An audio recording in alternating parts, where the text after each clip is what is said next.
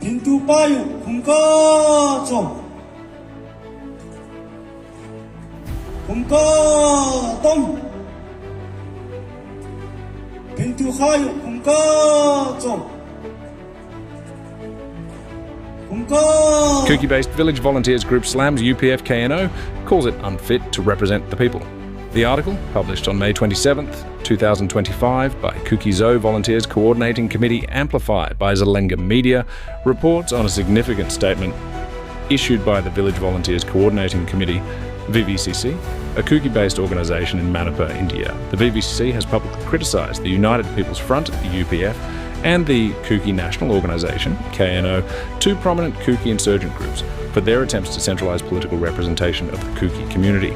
The statement challenges the legitimacy of a declaration made on May 16th in Guwahati by several Kuki Zo MLAs, the Kuki Zo Council, KZC, and leaders of groups under the Suspension of Operations, SOO agreement, labelling it as unrepresentative and unacceptable. The article highlights the Vvcc's firm stance on the need for a separate administration for the Kuki Zo community and underscores the deep ethnic divide between the Kuki and Meitei communities in Manipur, emphasising that peaceful coexistence is no longer feasible. Below is a detailed analysis of the article, its context, implications, and the broader socio-political dynamics it reflects. Background and context. To understand the significance of the Vvcc's statement, it's essential to contextualise the ethnic conflict in Manipur, which has been ongoing since May 3, 2023. The conflict primarily involves the Meitei community based in the Imphal Valley and the Kuki Zo community predominantly residing in the hill districts. The violence with which has resulted in over 250 deaths and displaced more than 60,000 people was initially sparked by a Manipur High Court directive to consider granting scheduled tribe ST status to the Meitei community, a move opposed by the Kuki Zo groups who feared it would erode their constitutional protections and land rights. The Kuki Zo community, which includes tribes such as the Kuki, Zomi and Hmar, has been advocating for a separate administration often articulated as a union territory with legislative powers to address their grievances and ensure their safety and autonomy. The Vvcc, as described in the article, positions itself as a grassroots organisation representing the broader Kuki Zo community's aspirations, particularly through its alignment with the People's Movement, which it claims embodies the true voice of the community. In contrast, the UPF and KNO are umbrella organisations representing multiple Kuki insurgent groups that have been part of a tripartite SOO agreement with the Government of India and the Manipur government since 2008. This agreement, aimed at ceasing hostilities, was partially withdrawn by the Manipur government in March 2023, citing the involvement of groups like the Kuki National Army, KNA, in inciting unrest. Key points of the Vvcc's statement. 1. Rejection of UPF KNO's authority. The Vvcc explicitly challenges the legitimacy of the UPF and KNO to act as the sole representatives of the Kuki people's political interests. It argues that the May 16th declaration in Guwahati, involving Kuki Zo MLAs, the KZC and SOO group leaders, does not reflect the broader community's will. This declaration likely aimed to consolidate Kuki political representation under the UPF-KNO framework, possibly as part of negotiations with the central government. The Vvcc's rejection underscores a rift within the Kuki Zo community between grassroots movements and established insurgent groups. 2. Support for separate administration. The Vvcc reaffirms its commitment to the demand for a separate administration, specifically a union territory with legislative powers.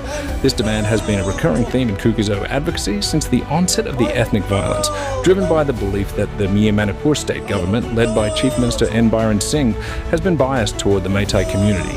The Vvcc argues that the ethnic conflict has created an irreversible divide, making peaceful coexistence with the Meiteis unattainable.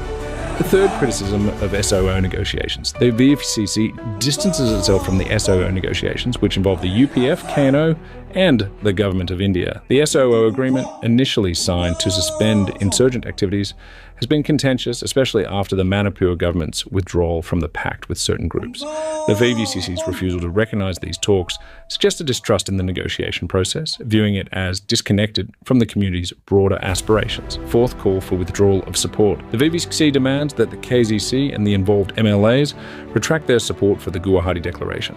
It threatens resolute and consequential actions if they fail to comply, indicating potential escalation within the Kuki Zo community.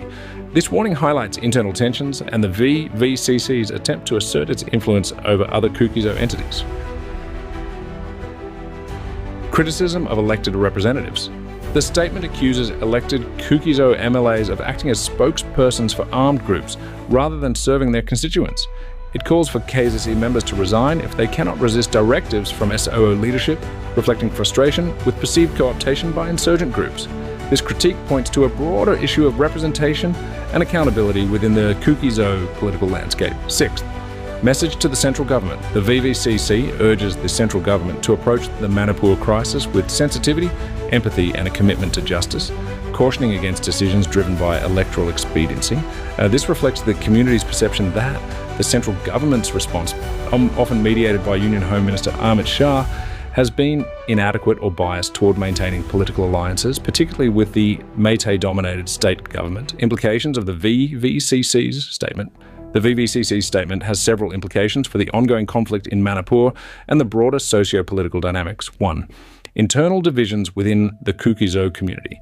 The public criticism of the UPF, KNO and KZC reveals significant divisions within the Kuki-Zo community.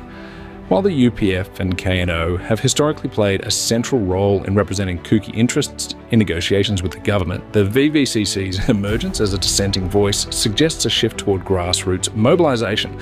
This could complicate efforts to present a unified Kuki-Zo front in peace talks or political negotiations. Second escalation of tensions. The Vvcc's threat of resolute and consequential actions indicates a potential for increased internal conflict or protests within Kuki-Zo areas. This could further destabilize the already volatile situation in Manipur, particularly in the hill districts where the Kuki-Zo community is concentrated. Third challenge to the SOO framework. By rejecting the OO negotiations, the Vvcc undermines the legitimacy of the existing peace process, or this could pressure the central government to reconsider its approach to engaging with Kuki-Zo groups, potentially leading to new negotiation frameworks that include broader representation. Fourth, reinforcement of the separate administration demand.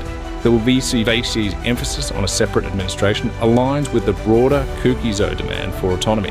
This demand has gained traction due to the perceived failure of the Manipur state government to protect Kuki-Zo interests and the ongoing violence. The statement reinforces the community's resolve to pursue this goal, potentially increasing pressure on the central government to address it. Critique of central and state governments. The Vvcc's call for a sensitive and just approach from the central government reflects widespread frustration with the handling of the Manipur crisis.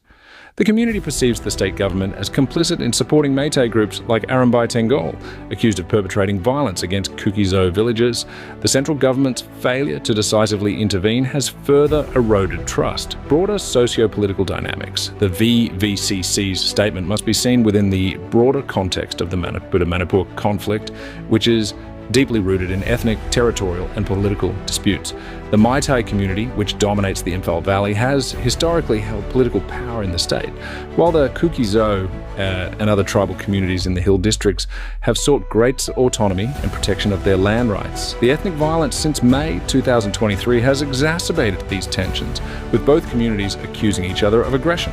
Meitei groups like the Coordinating Committee on Manipur Integrity, Kuki, have demanded action against Kuki militants, while Kuki-Zo groups, including the Vvcc, argue that their village volunteers are defending against state-sponsored Meitei militias.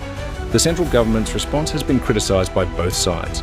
Meitei groups, such as COCOMI, have accused the government of inaction, while Kuki-Zo groups argue that it has failed to address their demands for justice and autonomy. The imposition of the Armed Forces Special Powers Act, AFSPA, in certain areas, and the deployment of security forces have further complicated the situation, with Kuki-Zo communities protesting against what they see as heavy-handed tactics. The Vvcc's statement also reflects a broader trend of grassroots movements challenging established leadership within ethnic communities. By positioning itself as the true voice of the Kuki-Zo people, the Vvcc seeks to redefine the terms of representation and negotiation, potentially reshaping the political landscape in Manipur.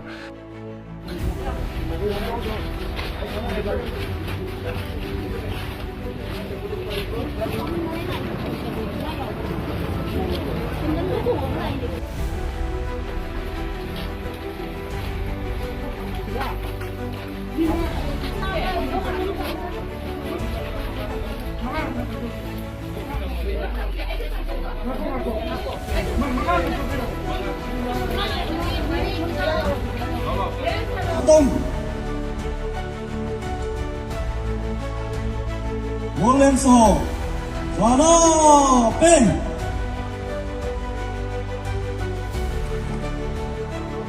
Zana Ngan,